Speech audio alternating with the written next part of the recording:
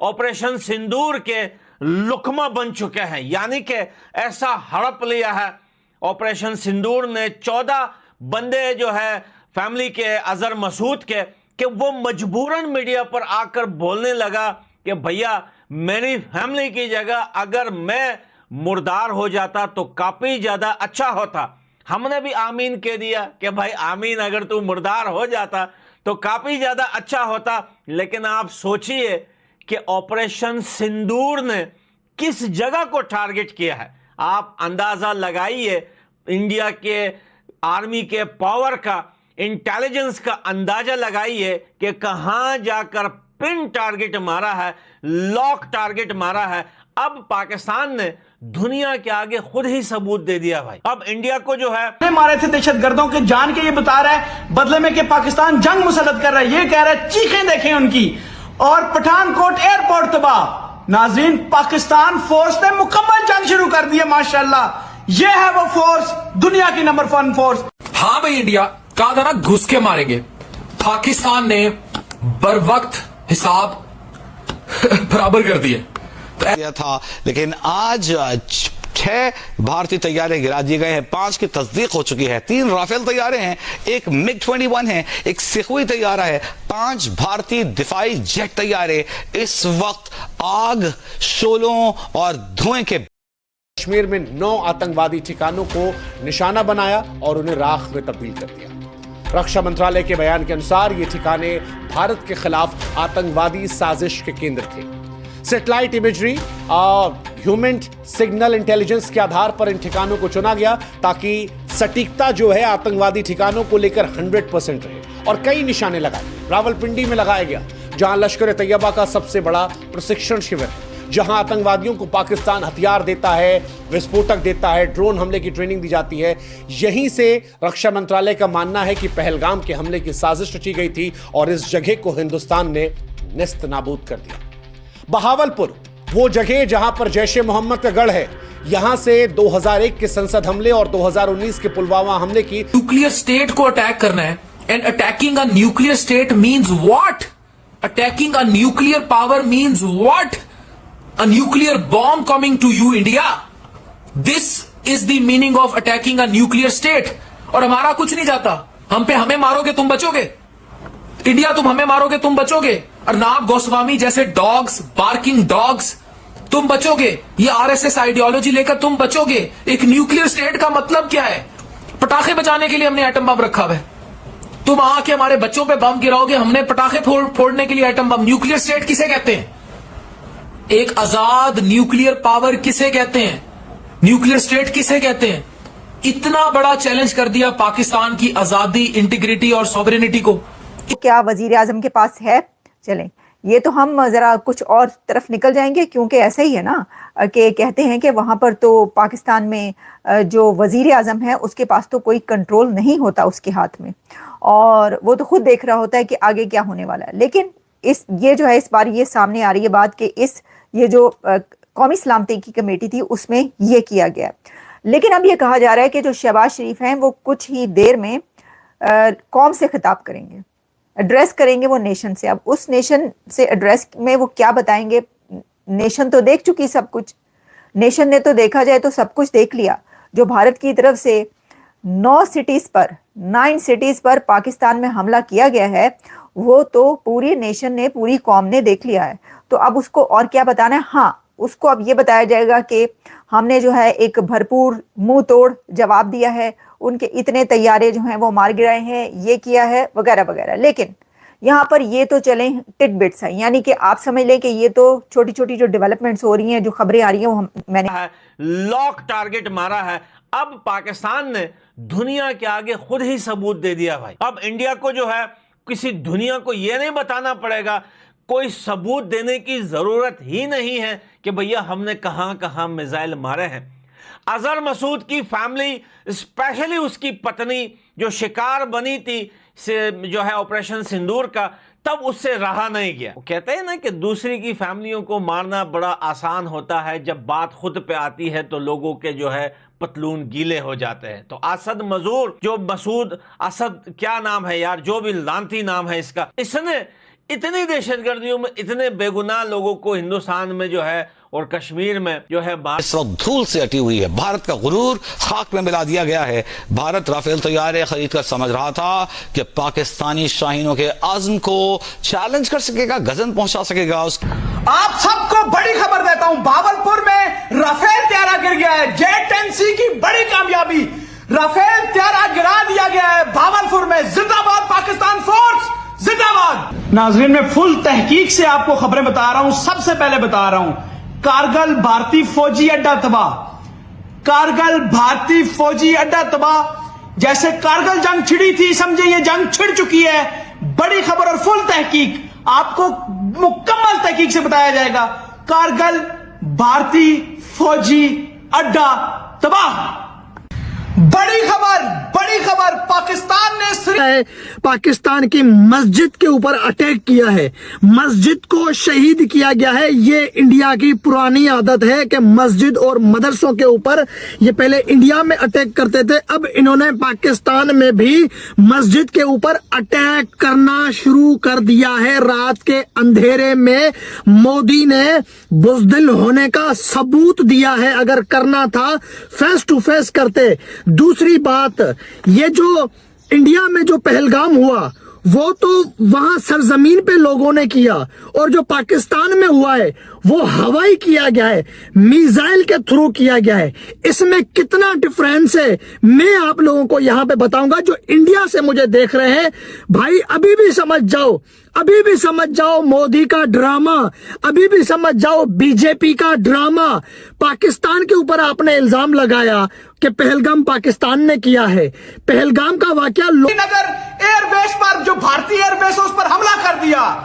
बड़ी खबर है, माशाल्लाह माशाल्लाह। मैं हौसला बुलंद करूंगा इंशाल्लाह। श्रीनगर एयरबेस पर पाकिस्तान ने हमला कर दिया।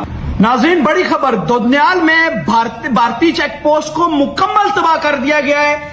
दोदनियाल में भारतीय चेक पोस्ट को मुकम्मल तबाह कर दिया गया, और साथ ही ब्रिगेड हेडक्वार्टर भी हिंदुस्तान का तबाह हो चुका है। ये 100% ऑथेंटिक आपको खबर दे रहा हूं।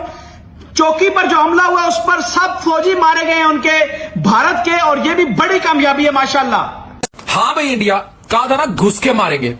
पाकिस्तान ने बर वक्त हिसाब लोग पैदल आके करते हैं, सही है, और इंडिया मिसाइल के थ्रू अटैक कर रहा है। अगर इंडिया में इतनी हिम्मत होती या पाकिस्तान की सिक्योरिटी इतनी कमजोर होती तो इंडिया भी पैदल आके पाकिस्तान के ऊपर हमला करता। उन्होंने मिसाइल दागा है। अगर पहलगाम का वाकया पाकिस्तान ने किया होता तो पाकिस्तान भी मिसाइल छोड़ता, पाकिस्तान भी हवाई फायर करता, जमीनी फायर नहीं करता। जो है कि जीरो लाइन, जो पाकिस्तान और इंडिया की जो हद है, हुदूद है, बॉर्डर है, उससे 400 किलोमीटर आगे जो है कि पहलगाम का ये ना होने वाला वाकया हुआ था। तो ये पाकिस्तान कैसे कर सकता है? ये भी जो है कि मोदी का ड्रामा था। अब बात कर ले, साजिश रची गई थी। मुजफ्फराबाद जो पीओके में है, आतंकवादी संगठनों का लॉजिस्टिक और कमांड सेंटर, जहां से हथियारों का भंडार, फंडिंग का प्रबंधन होता है। कहा जा रहा है कि यहां पर 50 टन से ज्यादा गोला बारूद था जो भारत के स्ट्राइक में नष्ट हो गया। मीरपुर घुसपैठियों का प्रशिक्षण केंद्र, जहां आतंकवादियों को भारत में प्रवेश करने की ट्रेनिंग दी जाती थी। यहां पर कई आतंकवादी थे जो अब निकल लिए हैं। कराची के भी कई बाहरी इलाकों की बात की जा रही है। एक गुप्त ठिकाना जहां से साइबर हमले और ड्रोन ऑपरेशंस की योजना बन रही थी। यह ठिकाना लश्कर के साइबर यूनिट का हब था, इसे भी निशाना बनाया गया। खैबर पख्तूनख्वा है, आज जब उसकी फैमिली के ऊपर आया तो बंदा आकर डायरेक्टली बोलता है कि भैया इस जिंदगी से मैं बेजार हूं, और काश इस जो है इस हमले में मेरी जान चली जाती मेरी फैमिली के बजाय। और भैया भारत तो चाहती भी यही थी कि तेरी जान चली जाए। ये जो तू जो है, तेरी किस्मत ने तुझे एक बार फिर बचा लिया, लेकिन तू बचेगा नहीं। तुझे भारत की सरकार और आर्मी छोड़ेगी नहीं। तू दुनिया के किसी भी कोने में छुप जा, तू जितनी सिक्योरिटी लगा ले अपने ऊपर, पाकिस्तान के किसी भी कोने में जाके छुप जा, तेरे को ऐसे ही रात के अंधेरे में जब तू सोया होगा, ऐसे ही तेरे ऊपर जो है ऑपरेशन सिंदूर जैसे मिसाइल्स, लॉक मिसाइल्स आकर तेरी खोपड़ी पर पड़ेंगे। और आपने देखा कि अब अजहर मसूद के इस वीडियो के बाद, जिसमें वो खुद बता रहा है और रो रहा है कि मेरी फैमिली के इतने बंदे इसमें चले गए हैं, तो दुनिया को अब सबूत देने की जरूरत नहीं है। जहां पर भी ये है वो अटैक किया था। लेकिन ये जिनकी चीखें आप सुना रहे हो, लिटरली ये चीखें, मुझे नहीं लगता कि आपको इस पे खुश होना चाहिए। अगर आप इंडियंस हैं तो आपको इस पे खुश नहीं होना चाहिए कि भाई हमने जिनको मारा है हम या इनको मार के हम खुश हो सकते हैं। आप तैयबा को मारो, आप तस्कर को मारो, आप जिसको मारो, ये घंटा फर्क नहीं पड़ता। मेरे एल पे हैं ये सारे, ठीक है, एक नंबर के हरामी किस्म के लोग हैं जिनकी वजह से ये मरे हैं। और जितना इंडियंस को गुस्सा है ना इनके ऊपर, ये तैयबा के ऊपर या उनके ऊपर, जितना इंडियन को गुस्सा उतना मुझे भी गुस्सा है, क्योंकि इंडियंस के भी फैमिली मेंबर मरे थे इनकी वजह से, मेरे भी फैमिली मेंबर मरे हैं इनकी वजह से। मेरे फैमिली मेंबर्स, क्योंकि जो मेरे गांव के लोग जो इनोसेंट थे, जो खेती बाड़ी करते, जो किसान था, जो सुबह के टाइम पे रात को 3 बजे 2 बजे 1 बजे खेतों में पानी लगाने के लिए गया और उसके ऊपर ये अटैक हुआ, तो वो उसके घर पे क्या बीत रही होगी भाई। बदला लेना है तो बीजेपी से लो, मोदी से लो, जो ये ड्रामे करता है। जब भी बीजेपी की सरकार आती है इंडिया में कोई ना कोई अटैक होता है और इल्जाम पाकिस्तान के ऊपर डाल देते हैं। दूसरा, ये मीडिया वाला बंदा बता रहा है ना कि पाकिस्तान ने जवाबी वार किया है और बोल रहे हैं कि पाकिस्तान बौखला गया है। तुम अटैक करो, हैं, तुम मिसाइल छोड़ो, वो सही है। पाकिस्तान अगर जवाब ले तो वो पाकिस्तान बौखला गया है। तुम्हारे 7 तैयारे, राफेल तैयारे, जिसके ऊपर भारत ने हमेशा नाश किया है, पाकिस्तान ने उनको कबाड़ बना के रख दिया है। 7 तैयारे हिंदुस्तान के पाकिस्तान ने मार गिराए हैं और उसके अलावा कुछ चौकियां भी पाकिस्तान ने हिंदुस्तान की तबाह कर दी हैं। सुनने में यह भी आया है कि हिंदुस्तान की 50 चौकियों पर आर्मी चौकी छोड़ के भाग गए हैं। पाकिस्तान ने, भारत का काम बड़ा इजी हो गया है। भारत अब दुनिया के आगे किसी को कुछ नहीं बोलेगा। पहले ही जरूरत नहीं है भारत को किसी को बोलने की, क्योंकि भारत नंबर 4 पे पावरफुल कंट्री है दुनिया के अंदर। किसी की मजाल नहीं इस टाइम जो भारत के आगे आंख उठा सके। वेल, अमेरिका इस टाइम जो है वो ट्रंप ने पहले ही बोल दिया हम भारत के साथ हैं। रशिया ने फोन करके जो है वो कहा है हम भारत के साथ हैं। दुनिया भारत के साथ खड़ी हुई है। अब चाइना भी जो है कोशिश कर रहा है पाकिस्तान से अपने आप को काटने की और भारत से रिश्ते बनाने की, क्योंकि भैया अब चाइना को पाकिस्तान से कोई फायदा ही नहीं है। उस पर हम बाद में बात करेंगे उन रिश्तों पे कि चाइना क्यों चाहता है इंडिया के साथ रिश्ते अच्छे करने के। लेकिन इस टाइम जो है अजहर मसूद का रोना धोना ये साबित करता है कि भारत ने जो ऑपरेशन सिंदूर में मिसाइल लॉक किए थे वो कोई सिविलियन जगह नहीं थी। वो जो सुबह पाकिस्तान की मीडिया हॉस्पिटल में जो इसका ऑपरेशन सिंदूर से नाम रखा गया, और सुबह आपने देखा भी होगा इंडियन मीडिया के ऊपर कि 2 खवातीन ने आके इस ऑपरेशन को एक्सप्लेन किया। भारत का कहना यह है कि पाकिस्तान के 9 मुकामात के ऊपर उन्होंने टेरर कैंप के ऊपर हमला किया, दहशतगर्दों को शिकार किया। हालांकि रियलिटी यह है कि काफी सारे सिविलियंस, मासूम इनोसेंट सिविलियंस इस हादसे के अंदर शहीद हुए हैं, बहुत सारे इंजर्ड हुए हैं। 26 इस वक्त अभी तक शहीद हो चुके हुए हैं, 46 इस वक्त इंजर्ड हैं। सवाल ये आता है इसके बाद क्या होगा। भारत ये क्लेम करता है कि हमने पहलगाम का बदला ले लिया। क्या ये बदला हुआ है? पहलगाम वो वाकया जो कि हम पूरे पाकिस्तान ने इस चीज को कहा कि ये जो हुआ ये बहुत ज्यादती हुई थी, ये बहुत बुरी चीज हुई थी, इसको नहीं होना चाहिए था। ये दहशतगर्दी का कोई, जिसको कहते हैं रिलीजन से कोई ताल्लुक नहीं है। जो हुआ, लोग दिखा रहे थे जो जख्मी पड़े हुए थे ये सारे के सारे दहशतगर्द थे, क्योंकि उन्होंने जहां जहां निशाना लॉक किया था वहां पे कोई सिविलियन का घर नहीं था। अगर आप वहां के लोगों की वीडियो देखेंगे तो वहां के लोग वीडियो में भी ये बता रहे हैं कि भैया यहाँ पे पला जगह में मदरसा था, पला जगह में कुछ ऐसी जगह थी जहां पे लोग आके पता नहीं बैठ के कुछ पढ़ के जाते थे। तो यानी कि ये कहने का मकसद है कि वो ट्रेनिंग कैंप्स, वो सारी वो ट्रेनिंग वाली जगह थी जहां पर आतंकवादियों ने जमा होना था, इनकी मीटिंगें होनी थी, वहां पर बैठ के उनकी बातचीत प्लानिंग होनी थी। भारत ने पाकिस्तान में घुसकर उनके वहां पर अटैक किया है जहां पर उन्होंने आतंकवादियों को पाल के रखा हुआ था। और पाकिस्तान के एयर डिफेंस सिस्टम को उसको क्या बोलते हैं कि पलक झपक नहीं पड़ी या क्या ऐसे ही कुछ है, सॉरी भाई, कि पाकिस्तान को इतना ऑपरेशन सिंदूर के हमले ने पाकिस्तान को छठी का दूध याद दिला दिया।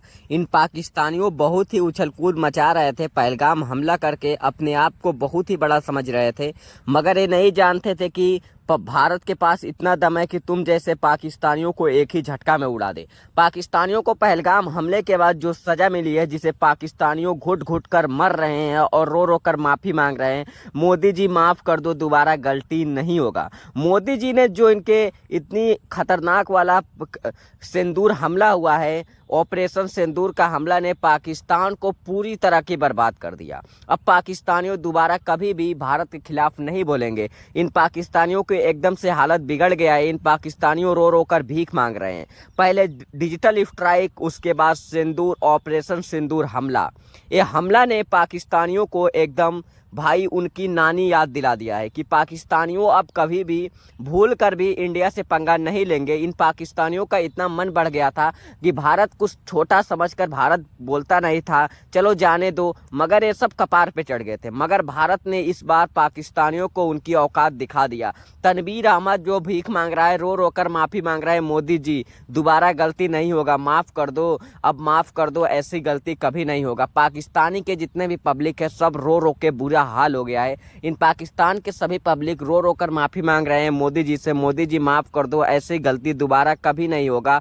पाकिस्तानियों की जो कि इतनी तगड़ी वाली ऑपरेशन सिंदूर हमला हुआ है, पहलगाम हमले के बाद भारत थोड़े दिन तक चुप था, तो पाकिस्तान अपने आप को बहुत ही बड़ा समझ रहा था। वो बहुत ही धमकी दे रहा था कि सोच रहा था कि भारत के पास कुछ है नहीं। 20-25 दिन भारत चुप था पहलगाम हमले के बाद। उसके बाद भारत ने अपनी असली औकात दिखा दिया है पाकिस्तान को। अब पाकिस्तान औकात देखकर एकदम से डर गया है। पाकिस्तान सोच रहा है कि हम किस प्रकार पैर पर गिरकर माफ़ी मांग ले, मगर इस बार पाकिस्तानियों को कोई भी माफ़ी नहीं दिया जाएगा इंडिया के ओर से।